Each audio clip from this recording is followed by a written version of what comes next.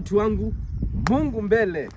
Hakuna nini, hakuna mkate Mungu mbele ya chai. So, tumerudi tena. By the way, hapo YouTube kuna video tuliupload hapo last week on Wednesday.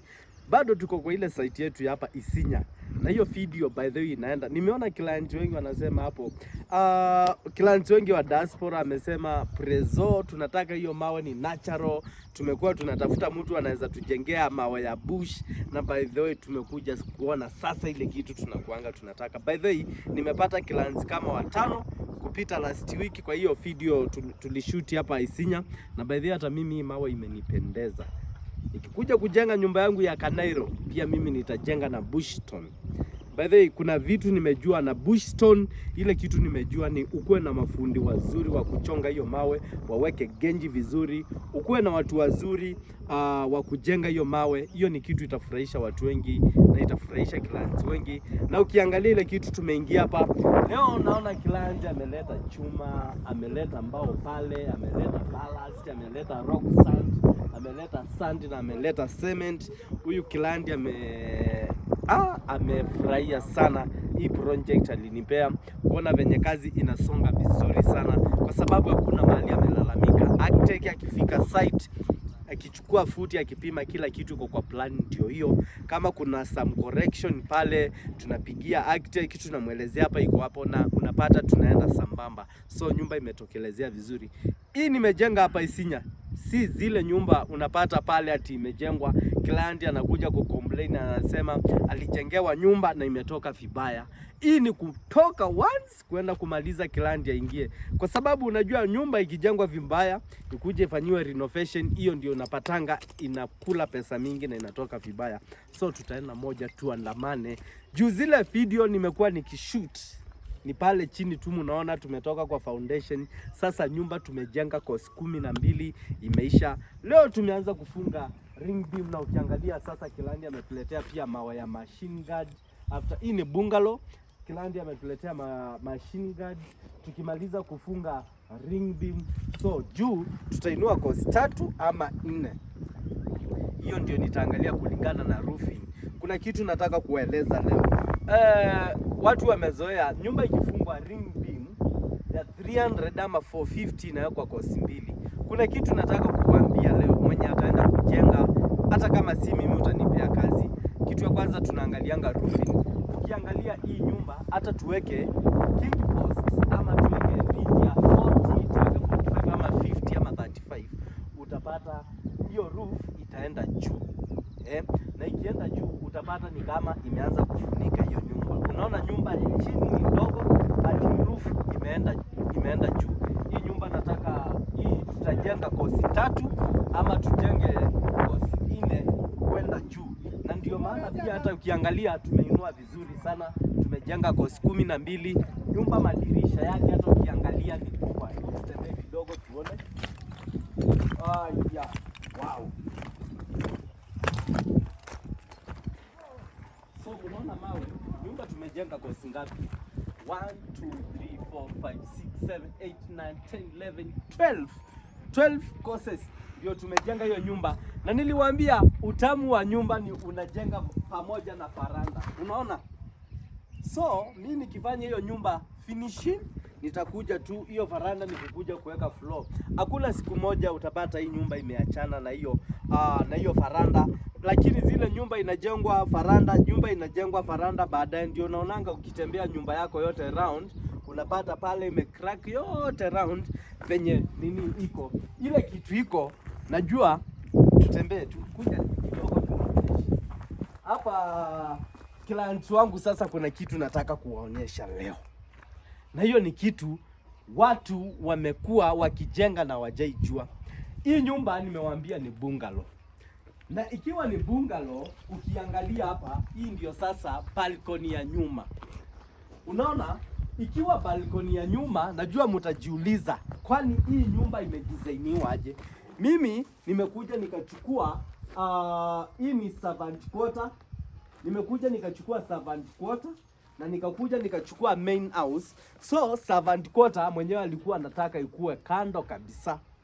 But nikaona ni bungalow ndio hii nyumba itoke vizuri, Juu architect venye alinipea plan, nikaona roof ya servant quarter na roof ya main house, wacha zote zitoke mbele huko zimebebana juu ya nafasi. Wacha hiyo servant quarter nileta karibu. Sawa, kulingana na design ile tulipewa na architect ndio tumetumia. Lakini mimi na architect tukakuja tukakaa chini, tukajadiliana na nikamwambia ile kitu tutafanya. Kwa balcony yetu, unaona mahali kuna balcony, ile mlango iko pale ni ya kitchen. So hii ni backside. Backside ilikuwa na pillars mbili. So hii pila moja tutatoa. Tukitoa hii pila moja, tutatumia hii pila moja. Tutatumia kwa nini? Kuna beam itapita pale chini, tuikoroge hiyo beam itakuja ishike kwa hii servant quarter. Tukuje. So ndio mnaona side ya nyuma hapa nafasi imekuwa kubwa. Balcony, nyumba ya nini, hii ndio main house kusonga huko, na ukikuja hii side hii ndio servant quarter.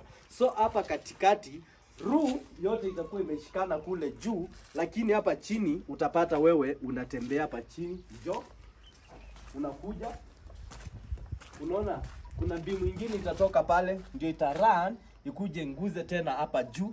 Ndio sasa hii ndio balcony ya servant quarter. Si mnaona ka balcony ya servant quarter ndio hiyo. Unaingia hapa ndani. Hapa tuko na living room. Hii ni living room. Unaingia pia unakuja unapata kuna ka kitchen kidogo. Unaweka tu ka sink, unakuja unaweka tu cabinet pale juu tu. Kuna choo. Unaona kuna hiyo choo, lakini kuna mlango wake. Hii tu ni ile tu ka kitu tu kadogo unapita. Kuna bedroom na kuna bedroom. So kasava nini ka kitchen tumeweka tu hapa kwa nini? Ni corridor, lakini si ka corridor. Ndio tumeweka ka kitchen kadogo hapo tu. So hii ni servant quarter. Njoo tutembee. Haya. Wow. Na sasa tukaona kitu kingine. Kwa hiyo servant quarter juu sasa huu kilaya yeye ni retirement home yake. Tukaona hakuna tena tutoke tujenge kitchen kule mbali, ndio tukakuja hapa. Unaona tumeweka kosi ngapi? Kosi 4. Hii ndio mlango yake. So hii ndio outside kitchen, lakini imeshikana na servant quarter. Pale ile hiyo ukuta mnaona tumeacha pale, ndio hapo kuna fireplace. Tunataka kutengeneza sasa jiko moja kubwa. Hii atakuwa anatumia kuni. So iko na fireplace. Inaenda kutoka kwa, itakuwa na roofing inaenda juu kabisa. So itakuwa ni open. Ukiwa kwa ile gazebo, unaona gazebo ndio ile kule. Ile ni gazebo, na hiyo gazebo pale iko na nini? Iko na choo mbili outside toilet. Kuna choo ya wanaume, choo ya wanawake. So saa ile client yuko ako na marafiki wake wakimtembelea, akitaka kuchomea watu nini, marafiki wakikuja akitaka kuwachomea mbuzi, so atakuwa wanatumia hiyo kitchen, open kitchen, na tena watakuwa wanaenda, kuna choo ziko pale kwa gazebo. Twende tu kidogo waone. Twende tu kidogo waone. Ya kama ndio kabisa anzao. So hii guys hii ndio gazebo. Na ikiwa na gazebo hapa, gazebo nilipima ya 20 feet. Na venye nilipima 20 feet, ukiangalia hapa kuna kasinki. Kuna kasinki kidogo. Na ukiangalia pale kuna nini ya kunawa mikono. So hii ndio gazebo itakuwa open. Unaona tumeweka hizo pillars ni 1 2 3 4. Venye tumeweka hizo 4, tutakuja kukorogea pillars zitakuwa open. So atakuja kuweka aluminium. Hii ukuta tumejenga imeenda juu. Hii ndio iko na choo. Twende. Hii ndio gazebo, mlango yake ndio hiyo. Atakuja iwekwe aluminium. So wale watu watakuwa wanakuja huko compound, kama unatoka kwa hiyo gazebo, kuja. Wewe unakuja hapo, unaingia kwa choo. Hii ni ya wanawake. Choo ndio hii. Hiyo ndio choo. Choo ndio hiyo. Na hapa mtu wa plumber tunataka kuja chimbia kanini ka beshen ya kuoga mikono hapa na iwekwe mira. Hiyo ni ya wanawake. Na pia kuna ya wanaume. Ndio hii. Pia hiyo ni choo, ikuje ikatiwe tena hapa, iwekwe besheni na iwekwe nini ya mira tu unajiangalia hapo. So hii ni outside ya toilet ndio iko hivyo, na iko na faranda. Unaona faranda yake already tushakorogea hiyo, tumemalizana nao, ni kupiga plaster, kuweka floor. Wow.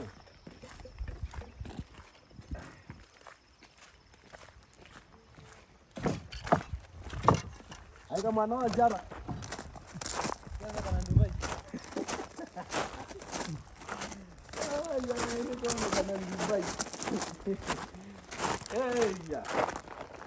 So tuko na, mnaangalia hiyo ni faranda ya master. Hiyo ni faranda ya master bedroom. Unaona iko na pillars mbili, na niliwaambia utamu wa pillars jo. Unaona hiyo kitu imesimama tu kabiro. So hata watu wangu wa molding, hii hata hakuna kupiga plaster ya nini. Iko size na iko na kabiru, imesimama vizuri na imeacha nafasi vizuri. Hata tukifanya molding, hiyo pillars iko sawa. Water trap imewekwa ya hiyo balcony, maji tu inaingia hapo, inatokelezea hapo, inaenda. Tukuje this side, mnaona mawe venye imejengwa angalia tu nyumba. Hata kilanja akiwa hapa, hata kujenge hata kunyeshe mvua ya aina gani, hakuna siku hiyo maji itaingia kwa nyumba. Tume raise up foundation vizuri, mawe iko sawa. Mnaona pattern hiyo pattern, angalia tu hiyo mawe kameenda tu vizuri, kameishia hiyo pattern, imeenda tu mawe vizuri, imeishia kule juu. Yani tumejenga tu very simple. Mawe yote hata ukiangalia ina uchafu, imekuwa ni very clean, kila kitu iko sawa. Hebu tuingie hapa ndani tuone.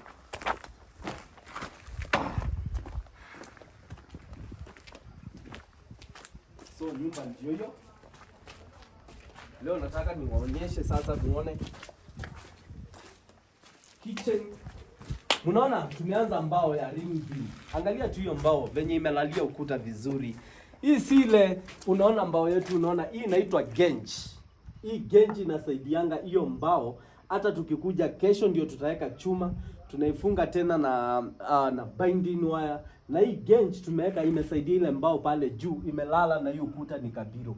Hakuna siku mtu wa plastic atakuja kuingia hapa aanze kuchonga ukuta. Hiyo ni kumalizana nayo. So hiyo ndio kitchen.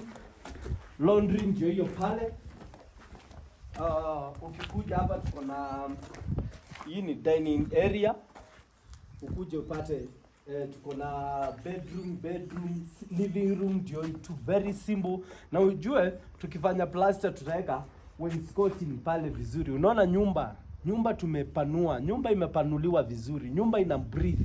Na nimekuambia hii nyumba tukiweka ring beam ya 450 pale juu, tutajenga course 4 ama 3.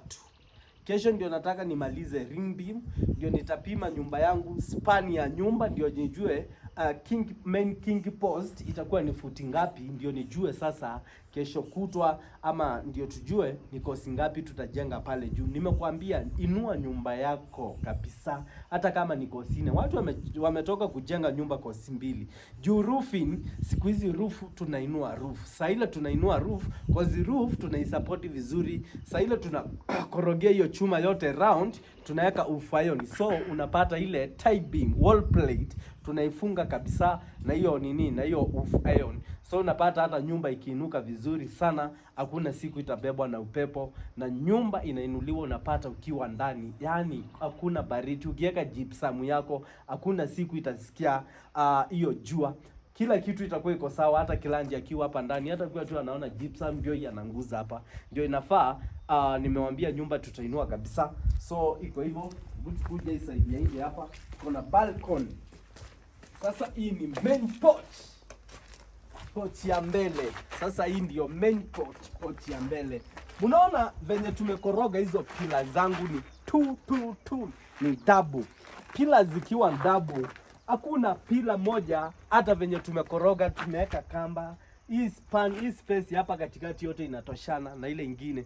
Kuna nyumba mingi tunaitianga kama tunaenda kufanya molding, unapata kapila imeacha nafasi kadogo, ile ingine inaacha nafasi kubwa. Sasa unashindwa, kwani hao watu ni kazi gani wanafanya? So hapa ndani yote ilikuwa 300, ndio iko hapa ndani. Na this side asubuhi mimi hizi zote asubuhi mimi ndio nilikuwa natengeneza hizi pillars. Hapa ndani tumeacha pia space ya 300. So hata ikipigwa plaster itakuja tena ifungwe kamba, ipigwe plaster ikiwa na size moja. Ni molding ikifanywa, ile kanafasi imeachwa pale chini kama ni inchi 3, ile ingine itakuwa ni inchi 3 na pillars zote zitakuwa ni line.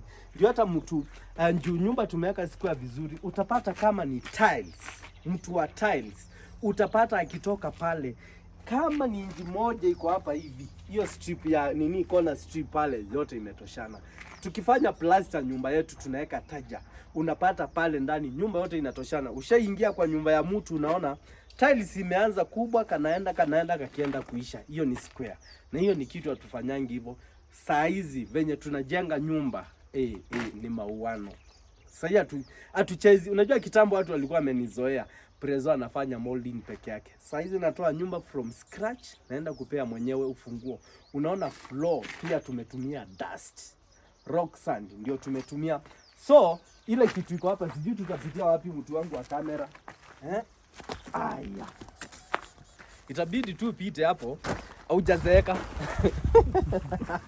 So hii ndio pochi ya mbele niliwaambia, na ndio tumeanzia huko nyuma kwa sababu hata kuna kitu nimeonyesha sijawaonyesha. Mnaona mahali servant quarter imeshikana na main house. So hapa ndio tutakuja tuweke inaitwa staircase. Na ile staircase tutaweka hapa. Atuweke ile staircase ati unapanda. Tunaweka staircase. Unaona mahali mbao iko. Ukiangalia venye imeslide, hizi ni futi ngapi? 7. So sisi staircase yetu itaanzia compound ni kubwa. Cause huku kwote tutakuja kuweka kabro. Cause gate itakuwa the other side pale. So staircase tunaanzia huku na itakuwa na light. Mwenye atakuwa anapanda hapa, hatakuwa anasikia hata kuna kitu anapanda. Hata akiwa na 150 years, hata akiwa na 72, utakuwa sasa unapanda unaenda pale. Kwa nini? Nimeinua nyumba hivyo. Saa hizi umeona nyumba mingi unapata nyumba pale, mvua inanyesha, unakuja unapata nyumba, maji inaingia kwa nyumba ndani. Hata angalia balcony iko chini. Angalia pale ndani kuna main door ya kuingia kwa nyumba ndani. Hapo pia imeenda juu na inchi 6. So hakuna siku hiyo maji itakuja iingie pale. Ndio maana mnaona nimeinua hiyo nyumba hivyo. Eri ungaramike pale kwa foundation, lakini ujue nyumba yako itakuja kukusumbua. Nimeona watu wengi nyumba zao unaenda pale ati unapata main door wamechimba. Ati mtu anachimba pale, maji tu hata kukinyesha, ukinaingia kwa nyumba yako unakanyanga maji. Watu washatoka huko. Contractor, engineer, architect, ukienda kuchora nyumba ama mwenye utaenda kujengea client nyumba, inua nyumba. Eri ujengee client nyumba imeinuka juu kabisa, akuje pesa ishi hapo, aende atafute tena pesa mkuje muendelee. Kuliko ukiangalia hiyo nyumba, unaona 1 2 3 4 5. Hizo ni cost 5. Watu wengine hii nyumba tu, unaona mahali imefika. Ground ndio hii. Wanasema ati tinga itakuja ilime ndio iende chini kidogo unapata foundation imefika hapo. Hapana. Mimi nimeinua cost 5, nyumba imefika juu. Sasa ile kitu tunataka kuona. Mnaona nyumba tumeipea. Madirisha tumepanua. Imekuwa kubwa. Utamu wa nyumba ni madirisha. Kuna kitu hawajuangi. Nyumba ukienda kujengea, kama kuna kitu nimekaa na client na nimesoma sana. Watu wako diaspora ama wa client wanaelewa kujenga. Ile kitu nataka kuambia contractor mwenye utaenda kujenga nyumba, hata upate plan inasema kama hii dirisha, kuja tu tuone. Hii ndio dirisha living room. Unaona, angalia tu hiyo dirisha ndio ya living room. Dirisha yote ya living room hata upate ikiwa futi 3 ama imewekwa futi 4. Unaona hiyo dirisha yako pale, wewe panua hiyo dirisha. Hii nyumba hata ikikuja kuwekwa roofing itatoka design sana. Ndio maana mnaona madirisha hapa venye plan inasema tumeenda tukipanua. Juu nimeona clients wengi wale nimejengea wana complain na nasaka Prezo nataka madirisha kubwa. Ndio ile living room tumepanua. Sasa hii nyumba ikikuja kuwekwa roofing iko na madirisha kubwa na inaleta mwangaza.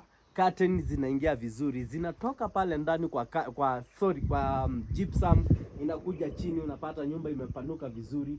Na angalia tu mawe venye imejengwa. Hiyo ni mawe ya Bushton. Hii hakuna kitu ngumu na hakuna kitu expensive kama hii mawe. Hii mawe ni very expensive, na imagine client amenunua mawe very expensive na unakuja kumjengea vibaya. So mawe yetu iko hivyo, unaona venye tumeijenga, na yote hiyo nyumba iko na level moja. Au ukitaka kuangalia pale juu, nataka waonyeshe tu, hebu pandisha hiyo picha pale juu. Nataka muone hiyo bottom yetu, mahali hiyo mawe imefika. Si unaona, na tumeweka tena level. Unaona venye hiyo mawe ilifika, tena hiyo mbao yetu ndio imechukulia hapo. Yote hiyo nyumba iko na the same level. Madirisha yote iko na level moja. Sitting room peke yake ndio tumechukulia kosi ya 3, tumekatia madirisha hapo. Bedroom zote tumekatia kosi ya 4. Ndio hii side. Unaona nyumba tumeipanua madirisha kabisa. Angalia tu hiyo side. Hii ni bungalow. Madirisha imepanuka vizuri sana, na nimewaambia nyumba pia tumeweka mpaka faranda ya nje. Hiyo tumemalizana nayo. Hata kilandi akikuja backfill, yeye compound yake iko sawa. Hii ni mawe ya Bushstone, imependeza kila mtu. Waonyeshe tu vizuri pole pole, chukua tu hiyo video pole pole waone Bushstone venye mawe inajengwa. Na najua nimeongea sana, hata watu wanaweza uliza na hii video ikikuja kuisha ndio tutajua atatuambia namba yake. Namba yangu ya simu ni 0726 675 694. Hakuna mkate Mungu mbele ya chai. Na usiwatch hiyo video umalize na ukose kusubscribe my channel. Subscribe tu hapo my channel, ndio tunawaombeanga sisi kama Prezo na familia yangu. Asubuhi tukiamuka, usiku tukilala, tunasema Mungu, tunaomba Wakenya wapate kazi, wapate pesa, watuitie manyumba tuwanjegee. Kwa sababu ukiwa na pesa utanunua gari mzuri, utaishi maisha mazuri, na lazima ujenge nyumba mzuri. Naye watu wa kujenga nyumba si mimi ndio huyu. Watu wa yard wale wanauza magari wanaombeanga. Kitu ya kwanza hawezi lala bila kuombea mtu apate pesa juu atakujia gari mzuri. Na mimi Prezo na familia yangu tunawaombeanga mpate pesa. Juu ukipata pesa utakaa wapi? Si utakuja ujenge nyumba yako kama hii. So huyu tulimuombea apate pesa, na si unaona ametuita tumjengee, kwa sababu anataka aishi maisha mazuri, na amesema Prezo ni yeye anataka nimjengee, na ndio tumemjengea nyumba yake. Kilanji amefurahia sana, na hiyo ndio furaha yangu, kuona hata mimi na timu yangu tukifanyia Kilanji kazi mzuri. Hakuna kazi by then ilikuwa mimi naichukia sana kama hii ya kujenga mawe, kwa sababu ni ile tu unapata kijana pale akigrow. Nilikuwa nataka tu to molding. Na ndio watu siku hizi wanashindwa. Na huyu jamaa mbona anajenga nyumba mzuri, na alikuwa anasema pale anafanya molding peke yake.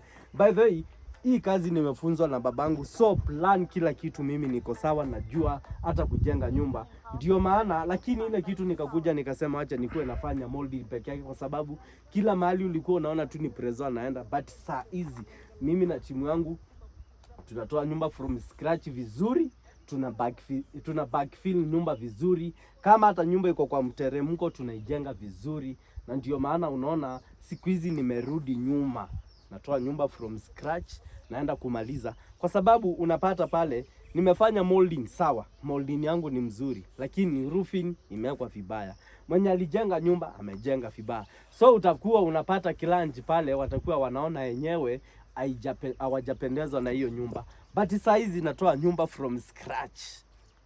Zile nyumba saizi, hii nyumba ni kama ya 7 nikitoa from scratch.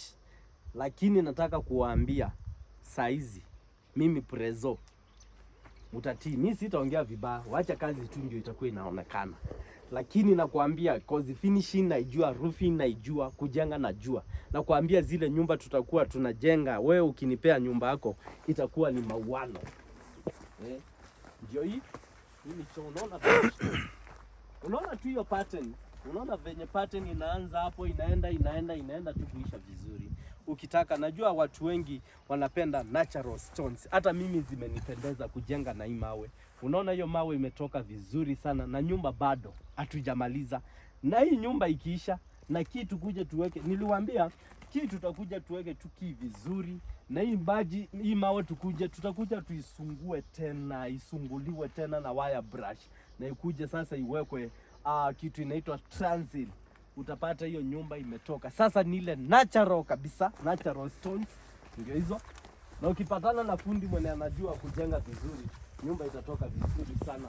So iko hivyo. Kesho ndio nimewaambia tunaendelea kufunga rendo pale juu, ring beam rendo ndio inaendelea na kufungwa.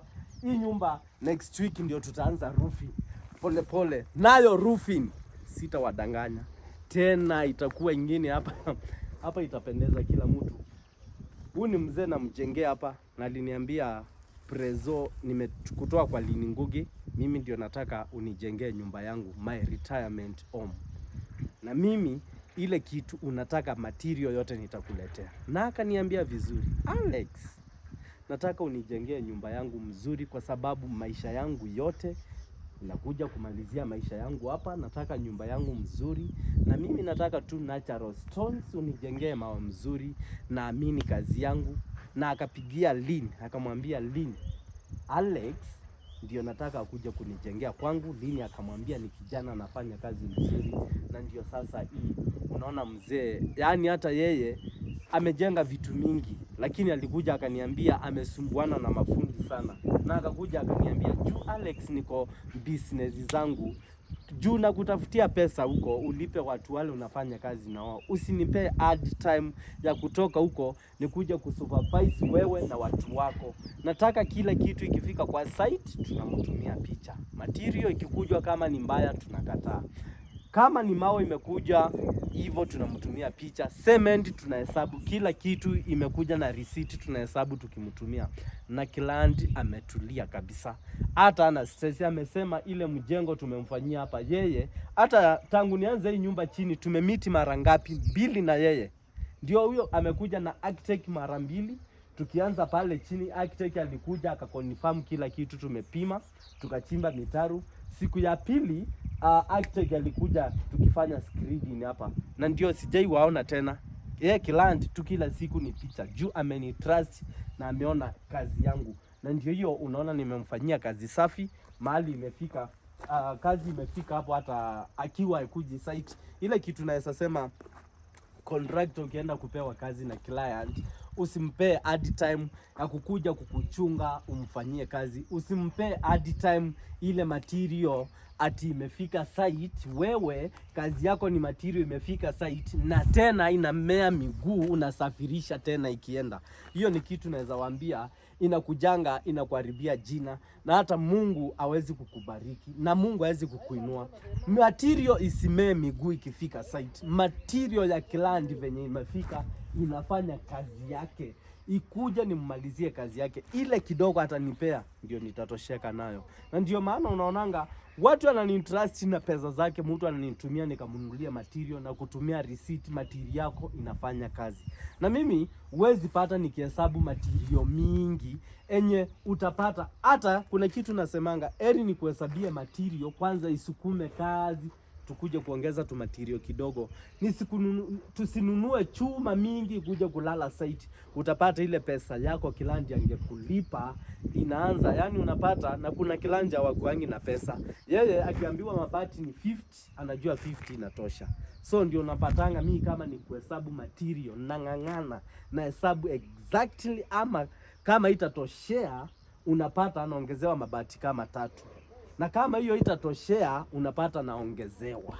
Hiyo ndio unapata huyo ni client hata kuja kuanza kukutetesha. Umemaliza kazi, umemwitisha material mingi. So kazi ndio hivyo ndio tumemaliza hiyo kazi. Watu wengi walikuwa wanangojea hiyo nyumba waone venye imetoka, na imetoka vizuri sana. Hata mimi nimeshukuru. Hata wenye wataenda kutazama hiyo video mtaona ile kazi imefanyika hapa, hata wewe ukiangalia. Na msikose kutupea kazi, tunatembea kila mahali. Kampuni yangu ni registered, so kila kitu iko sawa. Bora tu kama ni plan yako, fanya approval, ilete mahali niko. Hiyo vitu zingine kampuni yangu nini iko sawa, mambo ya NCA kila kitu iko sawa. Tutafanya kazi vizuri na hautalalamika na utaridhika na kazi yako. Hata ikuwe nyumba moja tunajenga, na mimi kama Prezo na timu wangu nimeridhika na ile kazi nimefanya hapa. Asubuhi nyumba tunaipea curing vizuri, na jioni tukimaliza tunaipea curing vizuri. Hata ukiangalia hii mchanga tu imekauka. Hii ukitaka kujua imekauka, hii tindo. Ndio maana mumeona hii nimeenda nikifanya, tukijenga tunaitolea hiyo key vizuri. Juu mtu wangu wa key hata kuja kung'ang'ana na kila time ati kuchonga nyumba ati kuanza kuweka nyumba, hapana. Yeye kazi yake ni kukuja kuweka mchanga na kuanza kufanya mambo ya key. Na ile kitu iko hiyo genji nimemwekea vizuri, hakuna kuchonga hiyo mawe. Nataka ikae tu natural venye hiyo mawe tumeijenga. Ile kitu tutakuja kufanya, tutaisungua tu kidogo, ni kukuja na patasi tutoe hizi tumichanga tumeingia hapa tukijenga, lakini kidogo kidogo, hata mkono unaweza toa. So hizi ndio tutakuja tu kutoa, na hiyo mawe nataka tukuje kuifanya transing yote ikiwa hivyo natural, na ni nyumba itapendeza watu wenye. Tuendelee tu kuwatch hiyo nyumba. Ukiona nikiweka video, cause yeye mwenyewe anataka nimmalizie, nimpee kifunguo. Mwenyewe ana shida. Aliniambia Alex, nimekutrust. Na mimi ni mzee. Hii nyumba nataka nikupe. Nimekufuata for long kutoka kwa Lini. Lini alinisaidia sana na nashukuru Mungu. Lini mahali huko, Mungu aendelee na kukubariki. Amenileta kwa hawa client. Na hakuna siku moja nitakosea client hata moja. Nikikosea client nitakuwa nakosea Lini Ngugi, kwa sababu ndio alifanya nijulikane.